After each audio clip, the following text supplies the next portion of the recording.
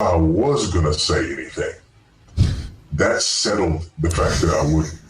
When people started demanding outrage, as though, especially from those of us who signed the Dallas statement, as though there's anything in the Dallas statement that would indicate that we would not be shocked and appalled by the taking of the life of a human being.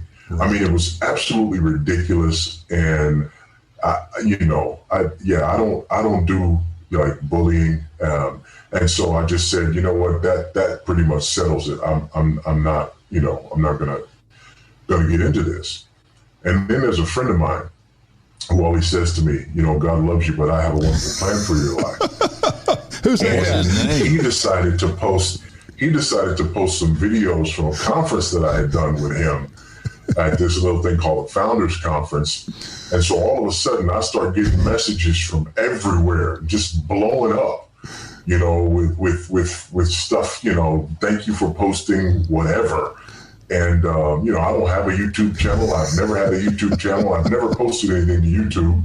Everybody's thanking me for posting this stuff on YouTube. And lo and behold, my friend who always tells me God loves me, but he has a wonderful plan for my life, had dropped me right in the middle of it. And I don't want to say anybody's name, you know, Tom Askell, but Tom picked a fight and then let you fight it. Is that what happened? Tom punched somebody and stepped out of the way. Exactly. So I sent Tom a meme from The Godfather. I think it was from The Godfather Part 3, where Don Corleone says, "Just when I thought I was out, dragged me back in." Oh yeah. Well, so that really sort of settled it, and I felt like it was time to do this. And the other thing that really pushed me over the edge was, again, I've been living in Zambia for the last 5 years. And you got to understand, you know, here in Zambia, the police don't protect and serve. If somebody was to break into my house right now, I couldn't call the police. If I did call them, they wouldn't come. If something happened and I needed the police, I would have to go get the police, pay them a bribe, and bring them so that they could do whatever they were going to do. The police here set up checkpoints at the end and the beginning of the month in order to stop cars, to, you know, check people's tags. And if your tags are out of date, they pull you over to the side of the road where you pay your fine in cash. So, you know, another thing that's happened here is, I remember the first time we saw somebody being beaten by the police. We were in a grocery store. And there's a bunch of cops who got this guy and they're just carrying him on their shoulders while others are beating him. And he's just moaning and wailing and nobody's doing anything. And I'm like, what's going on?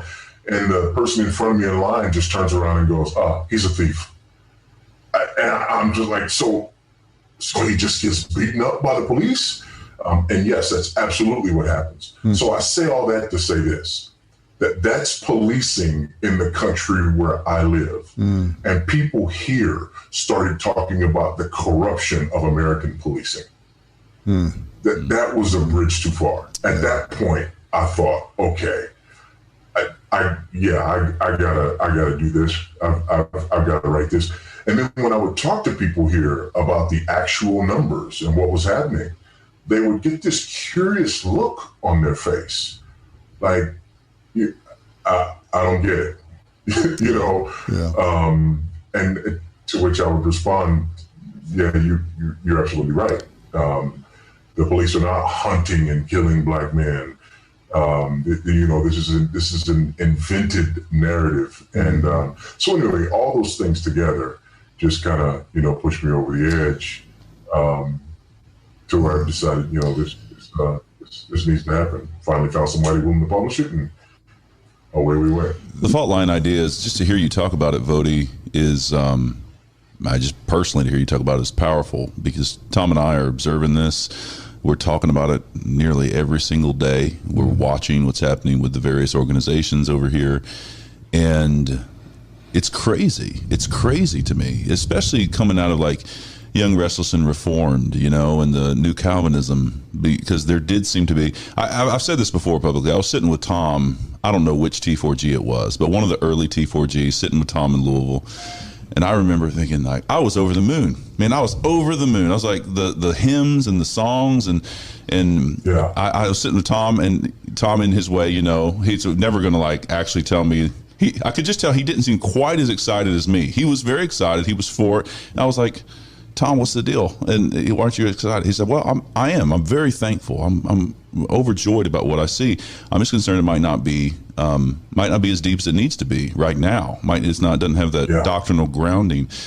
But even so, it's wild to look at what's going on over here in these fault lines. So I would love to hear you articulate more about what are those fault lines and what's going on. What do you see?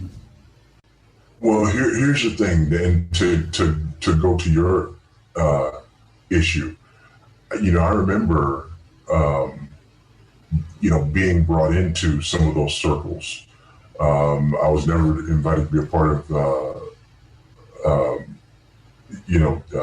some of them, but, I was brought on as a council member of the Gospel Coalition, and, I, preached at a number of these other, sort of events in this kind of new Calvinist resurgence or whatever. And I remember being very excited about that because, I am one of those individuals who did not come up in Calvinist ranks, came to the doctrines of grace late, and started off really just as a Calvinist and ended up being Reformed. There's a difference between being a Calvinist and being Reformed, right? There's 3 C's for the Reformed guys: Calvinistic, covenantal, and confessional. And so it was interesting, coming into that and beginning to hear warnings from people who were, writing books about the new Calvinism. And some of them being very charitable and saying, hey, this is a good thing. We're glad to see people embracing the doctrines of grace, but we worry about this, and this. And some of the things that guys were worrying about was how big the tent was and how many guys were in the tent calling themselves Reformed who weren't Reformed, who were not covenantal, who were not confessional, and whose cultural ethos was outside of sort of historic, a historic Reformed ethos, their understanding of law and gospel and things of this nature. And what's interesting about that is I've gone from scratching my head to, what are you guys, talking about, to now I look back and I look at the influence of critical race theory, intersectionality, the influence of this, what I would start calling the critical social justice movement. I look at the influence, and all of a sudden it's like those movements had Reformed guys at the helm, or more Reformed guys at the helm, older, mature guys who were reaching out to younger guys with platforms and bringing those younger guys with platforms in. And now what's happening is those younger guys with platforms are running headlong into the critical social justice movement. And instead of them having their chains jerked by the older guys are starting to follow them and begin to sound exactly like these young guys and are moving away some of those very foundations. And so it's really been unsettling, to sort of watch that happen from afar. And, you guys know, since the Dallas statement, just like you, I mean, I've been canceled, to borrow a contemporary phrase. I've been canceled by these groups, just like you guys have. And I think, you asked me about some of the fault lines. I think one of the key fault lines is the Dallas statement. The Dallas statement on social justice in the gospel was a fault line. Mm-hmm. And there were people who signed it who were over here, and people who refused to sign it who were over here. And what was interesting is some of the people who refused to sign it, what's interesting about them is that they're very vocal people and they're very vocal critics. they didn't sign it, but they also did not give, not just didn't they give a substantive critique, they didn't give any critique to the statement. So there was nothing wrong with the statement that they were willing to critique, but they weren't willing to sign it. And why? Well, they haven't said, but for many of them, I believe it's because young guys and black guys and brown guys who they had embraced have run headlong into critical social justice. And a lot of these guys did not sign the statement because it would have meant repudiating some of the young guys they embraced and mentored. Yeah, I think you're right, Voddie. And I remember having a conversation like that with one of these older guys, and he said that the statement, he was disappointed in it because this is almost a quote, it shut down some productive conversations on race that were taking place. Yep. And, I look at it, those conversations weren't productive, number one. No. And if we can't agree on some fundamentals that the Dallas statement lays out to have a conversation, then I'm wondering what we're talking about. Right. Because, there's not anything wild in that statement. At the end of By What Standard, you remember there's that scene in there with you and me talking at a church you helped found in Houston, Texas, and it was late, actually, man. I don't know. It was probably 2 a.m. when we were talking. 2 o'clock in the morning. I saw how red my eyes were in the That's when the truth comes out. That's when right. The truth comes out at 2 a.m. We may have needed a few more filters, but I do remember just a sober moment in our conversation. I think this is and made it into the film, where you said you just think that division is inevitable. I mean, it just looks like we're not going to be able to avoid some separation, and that's heartbreaking, but God's done that in the past. So you've had 5 years to kind of not live and breathe the air regularly in the U.S., and man, you've been doing great work over there at the African Christian University in Lusaka, Zambia, and in the church where you're serving and other things that you continue to do.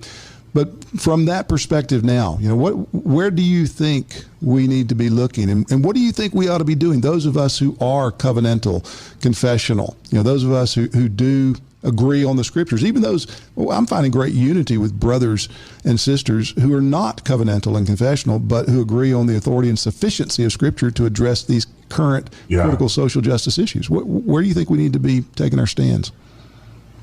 Yeah, I've been camping out 2 Corinthians 10.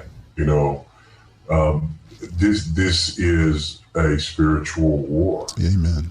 And the weapons of our warfare, they're not carnal, right? They're not physical, but they are powerful, and they do destroy strongholds, and we've got to unleash them.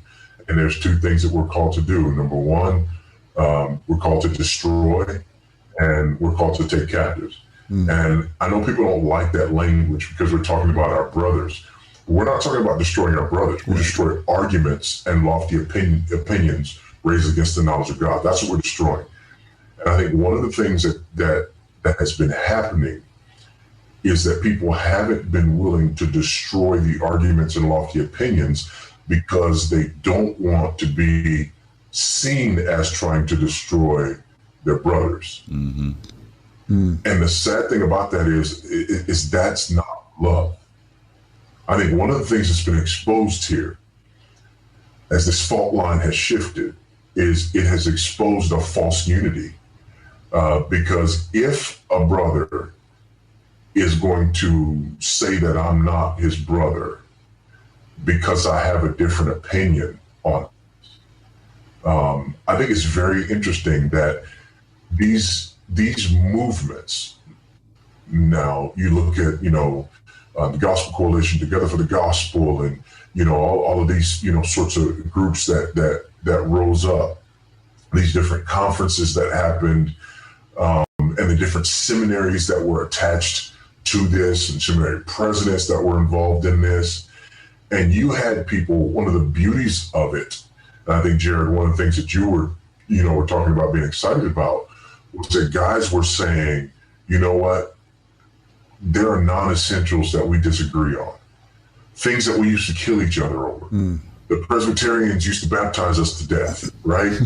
But now here we are, and we're saying, there are things that are more significant than that, and we're unifying over this. And it was amazing. And guys, talking about, continuationists and cessationists coming together and saying that's not going to divide. But now we're dividing on this issue of a critical race theory, intersectionality, critical social justice view of race. That is more significant to us than baptism, more significant to us than continuationism, and more significant to us than confessionalism. We were saying, you're not a confessional guy, we're a confessional guy, yada yada yada.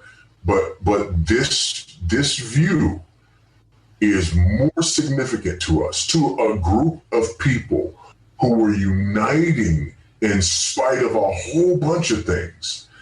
Now guys are saying, no, this is a bridge too far. And if you don't interpret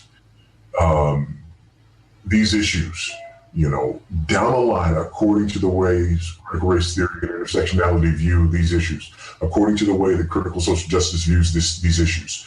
So the definition of whiteness and white privilege and white supremacy, and now add to that white equilibrium and white fragility, and the call to anti-racism and so on and so forth.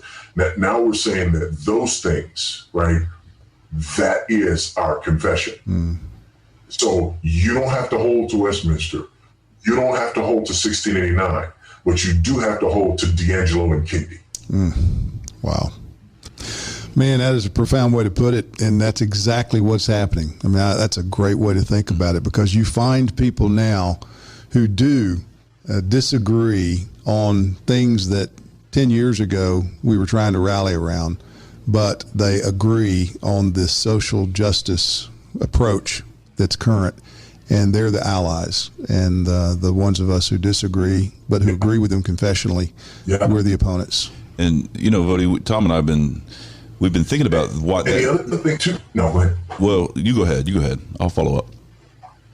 No, Jerry, go ahead. Okay, well, because it just makes me so sad, man. And I know we're all sad about it, and because it's funny. We went through a lot with By What Standard, obviously, and man, we just said I love everybody. I just have this. I'm not mad at my brothers. I'm not bitter toward anybody.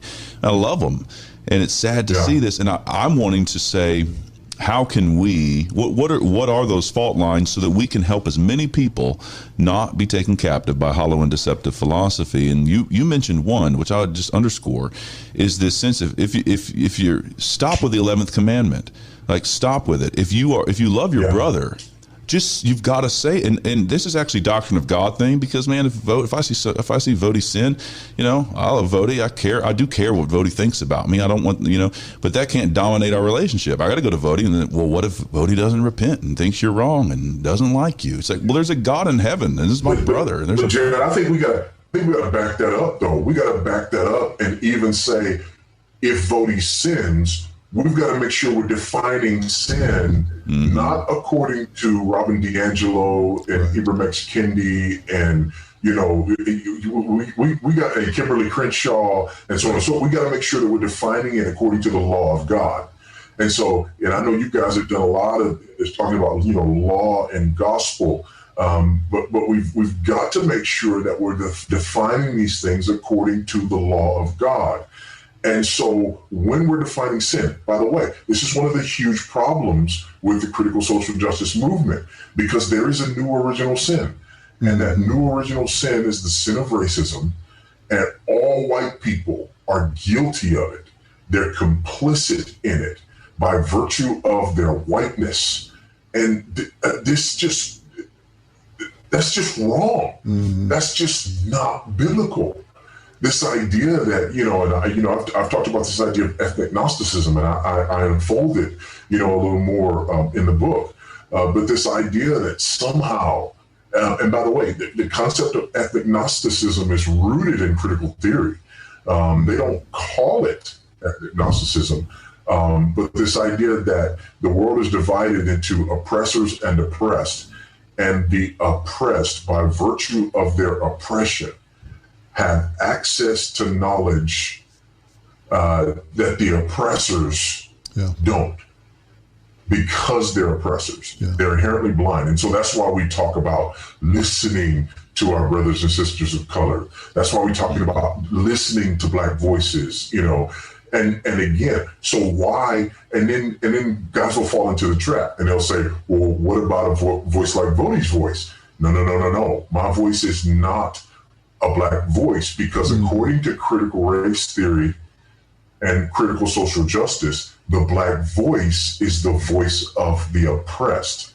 If the person is not accepting the role of the oppressed and speaking from the perspective of oppression, then their voice is not authentically a Black voice. Right.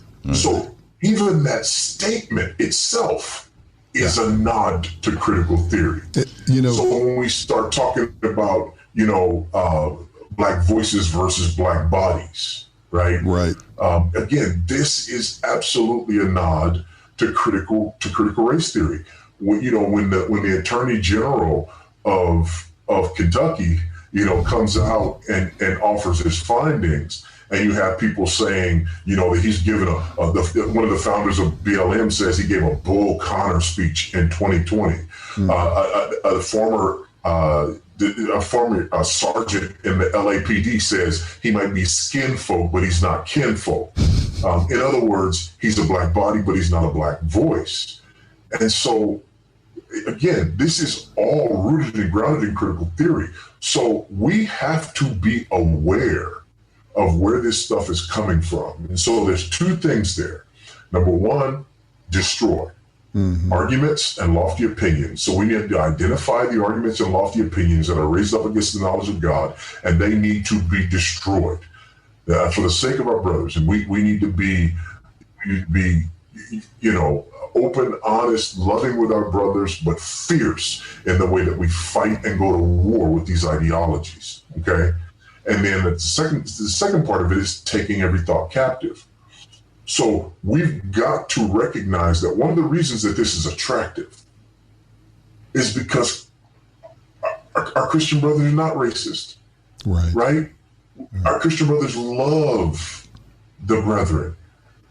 I brought this. I told you I had a prop here. You guys can see this case, and inside this case, this is a SBC, symbol up here. Inside this case, there's this really nice fountain pen and this really nice, ink there, and has my name on it here. It's from 2001. When I was appointed chair of the Tellers Committee at the SBC. Now, I didn't get to go because of the flooding that year. I was in Houston trying to get to New Orleans, and it was flooding, and so I didn't get to go, although I was appointed chair. Why was I appointed chair of the Tellers Committee? When they appointed me chair of the Tellers Committee, I had to ask, what's the Tellers Committee? I'm not a political bone in my body, but let me back up a little bit. About a year or so before that, I had been in a meeting in the home of Paige Patterson. It was me, Derry Hodge, another, two Black doctoral students at Southeastern Seminary, and Patterson had given me permission. He's president of Southeastern. He had given me permission outside of the system. I was doing a D-Man, and my plan was to do a D-Man and then do a PhD. He gave me permission because I had this wild idea of going to Oxford and doing my DPhil at Oxford. He gave me written permission as the president to do my last year of the D-Man as the first year of the DPhil at Oxford, and to count that toward the completion of the one degree and the start of the other, because God loved me, but Paige had a wonderful plan for my life. Paige wanted to see me be the president of one of our seminaries, or the first Black president of the Southern Baptist Convention. And Paige was not about tokenism. And he sat us down and he said, it's important that you guys are doing this work because we love the brethren, and we've always tried, to embrace brothers of other ethnicities and see them rise up through the ranks. But guys, go off here, they go off there, they don't have our, share our theology or whatever. So just like it had happened throughout my entire theological career, I had white brothers reaching out to me, not giving me anything other than encouragement to stay the course because they wanted to see me succeed. And so that's what was happening. And Jared, you kind of joked earlier, about what happened to me. I'll tell you what happened to me. A few years later, I wrote a blog post, and Tom, I think this is when you and I started corresponding. And in that blog post, I came out as a Calvinist. And I don't know if you remember that or not, but I wrote a blog post explaining why I embraced the title of Calvinist.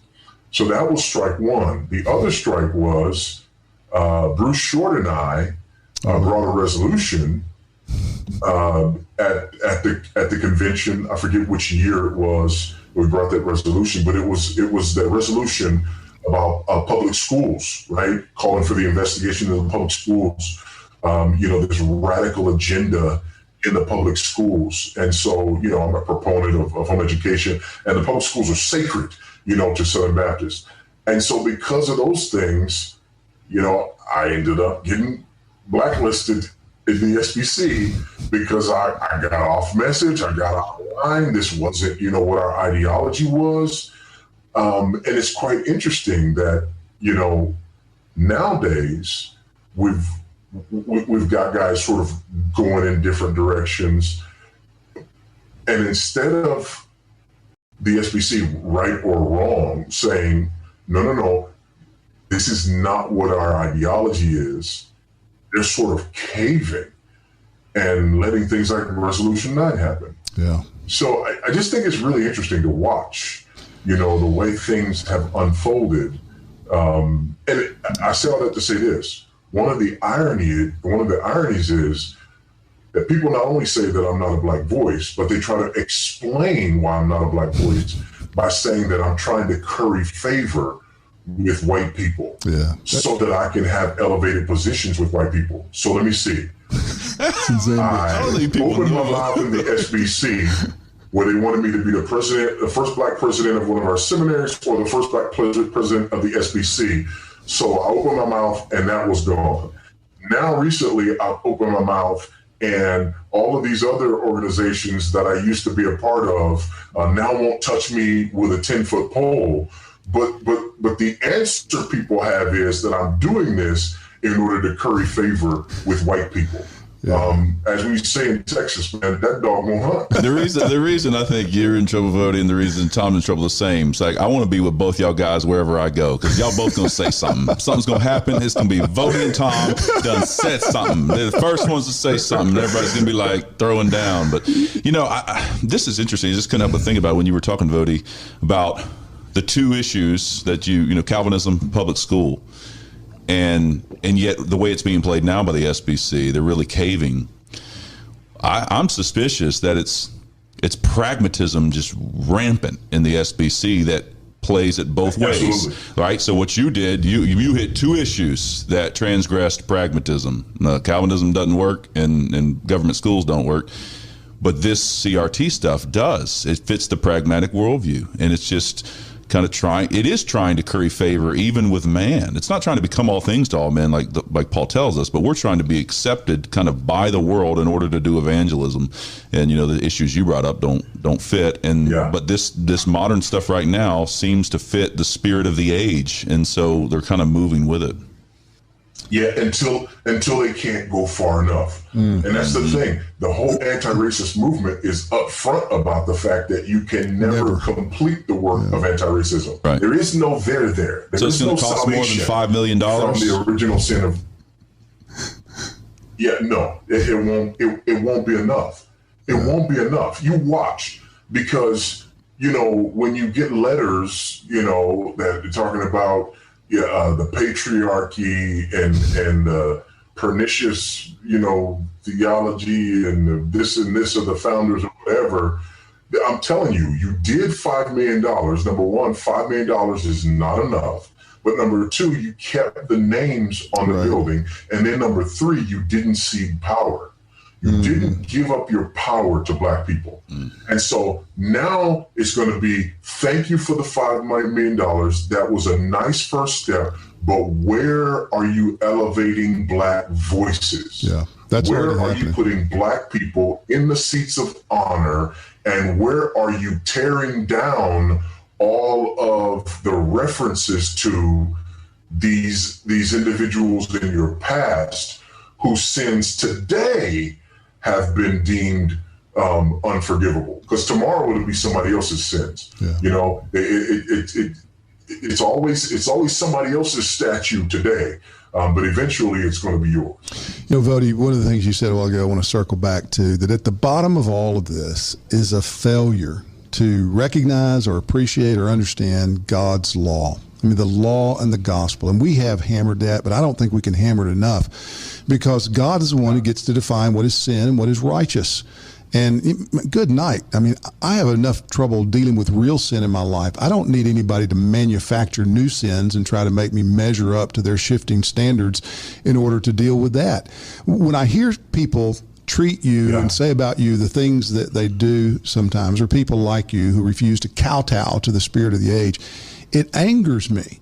I mean, it angers me, because they are taking what they assume to be and what they propose to others is high moral ground, and they're trying to point out how you don't measure up to their high standard of righteousness, and their standard is wrong. Their standard is godless, and they are sinning while claiming that they're being morally superior. And the emperor has no clothes, and we have to be willing to say that. And I mean, one of the things I just appreciate you, man. I mean, I watched you on that A Time to Speak panel, you know, with Ed Stetzer and Thabiti Anyabwile. I think it's 2015, wasn't it, when you were in Memphis for that? Matt Chandler and Matt, those guys. And, you know, every one of them turned on you. Every one of them, and you refused to give 1 inch, and they were taking shots, cheap shots sometimes, and they weren't listening to you. They're twisting your words, and there's nothing they could do to get you to back down from just standing firmly on the law and the gospel. And that's desperately what we need today, man. I'm so grateful for you and your willingness not to budge on those issues. Well, man, I appreciate that, and I just appreciate having friends. You know, I hear you, bro. I hear you. This is about the kids. This is the group. This is the group. I don't know if we have many more. Voddie, who have you? So, hey, you know, and it's interesting. It's interesting that, you know, now I get things, you know, like my circle of friends is getting so small. And then people try to make my circle of friends even smaller. And so somebody told me, for example, that, you know, Jeff Durbin apparently, you know, stepped out of line here recently in a message that he did at the Fight Love Feast or something like that. And I'm getting emails from people asking me why I haven't spoken up to condemn Jeff Durbin. Well, first of all, I've never met the man. Secondly, what did he do? You know, and then they're like, you know, he did this and he did that. But then not only am I supposed to condemn Jeff Durbin, but I'm supposed to condemn the Fight Love Feast guys. And so, how did it go? No. Okay, maybe you didn't hear what the message, and maybe you don't know Durbin, but you do know James White, and James White is at Durbin's church, and the guys at Fight Love Feast, they speak highly of you. Therefore, since you know the one guy who knows him and the other guys who did the event speak highly of you, you're therefore ugly. I was like, what are you talking about? There's some fundamentalist stuff going on right there. They put fundamentalists to shame. And they say we're the ones being fundamentalists on this thing.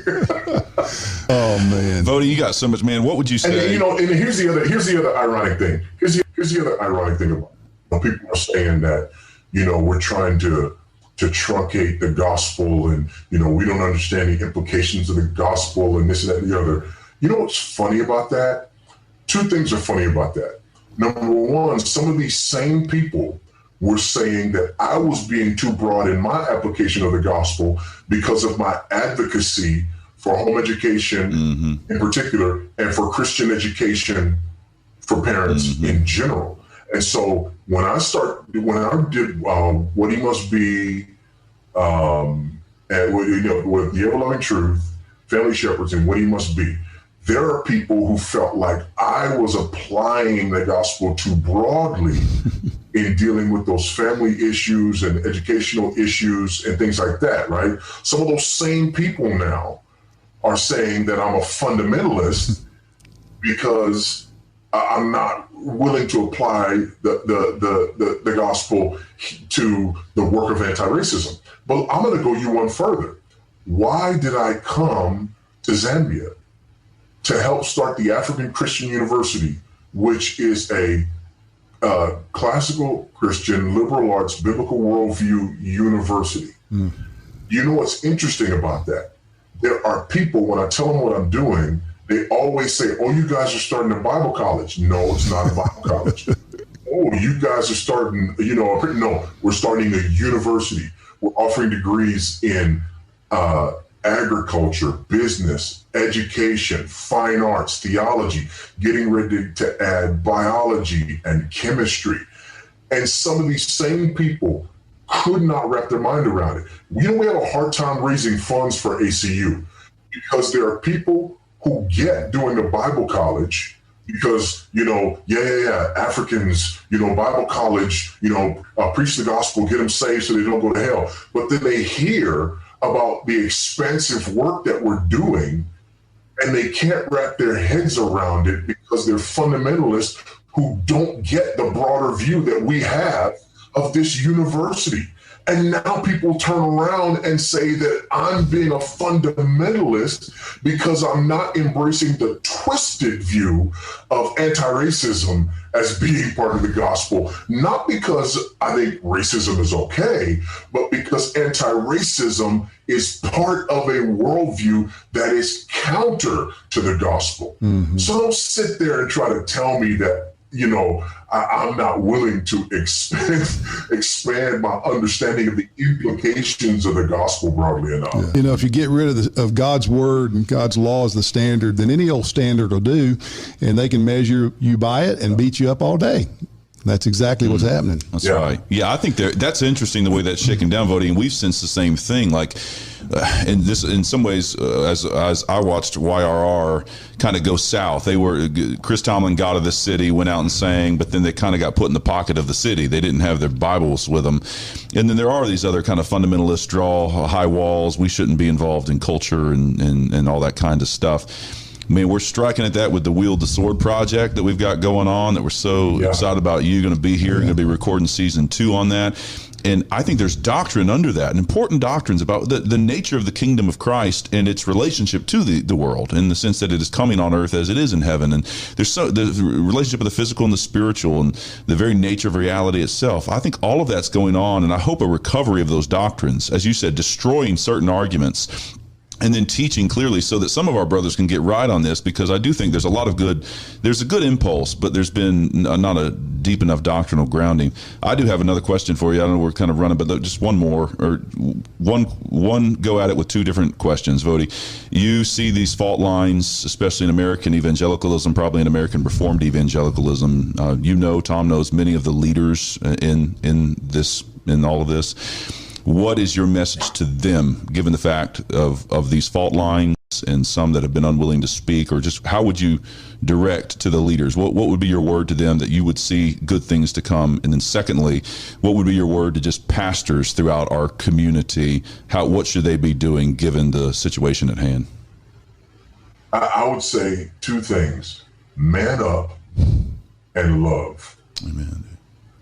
Those would be my 2 things: man up and love.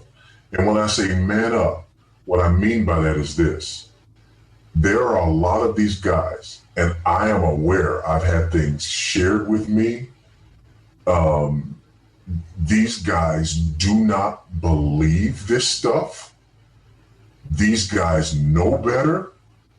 But what they're doing right now is they're saying, for example, they're saying things like, yeah, we know that, the police are not really hunting down and killing black men, but our black brothers and sisters really feel this deeply, so on and so forth. And so, number one, man up. Say that. Speak that truth. Because guys are saying it behind closed doors, but they're not saying it publicly, right?